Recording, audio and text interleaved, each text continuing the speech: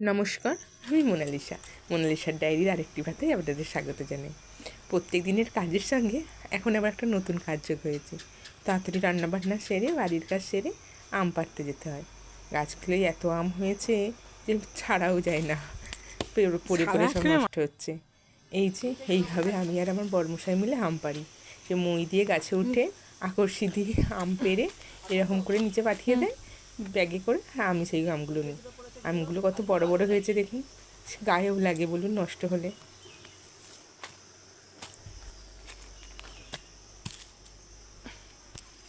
এরকম আম পাড়ার গুড়োনার সাথে ছোটোবেলার কত স্মৃতি জড়িয়ে আছে। ছোটোবেলায় আমার বাবার বাড়িতে তো এরকম আম গাছ ছিল না, পাশের বাড়িতে ছিল। তাই জল ঝড় হলেই সবার আগে গিয়ে আম গাছের গোড়ায় গিয়ে কটা আম কুড়োতে পারে। কিন্তু এখন নিজের বাড়িতে আম গাছ হয়েছে, জল ঝড়ের মধ্যে এখন আর অত আম কুড়োতে আগ্রহ লাগে না। আম আমি খেতে খুব ভালোবাসি, আম আমার একটা প্রিয় ফলের মধ্যে একটা। আপনাদের কাদের কাদের আম খুব পছন্দের একটু কমেন্টে জানাবেন কিন্তু।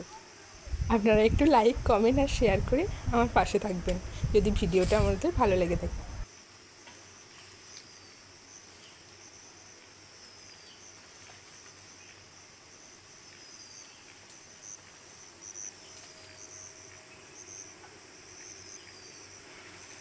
দেখুন আজকে দুজনে মিলে এক বস্তার মতো আম পেড়েছি। এরকম কয়েকদিন ধরেই চলছে এরকম বস্তা বস্তা আম পাড়া। কদিন ধরেই যে গাছ থেকে আম পাড়া হচ্ছে, পাকলে তো পুরোপুরি পাওয়া যায় না, তাই অর্ধেক পাকা অবস্থাতেই পাড়া হয়ে যায়। নিয়ে এসে বাড়িতে এইভাবে পাকানো হয় আমগুলোকে। কোনো কার্বাইড বা অন্য কিছু ছাড়া এইভাবে আম পাকালে কিন্তু ভালো হয়। থাকে থাকে এই যে আম সব দেখুন, সেদিন সবুজ ছিল আজকে সব হলুদ হয়ে গেছে।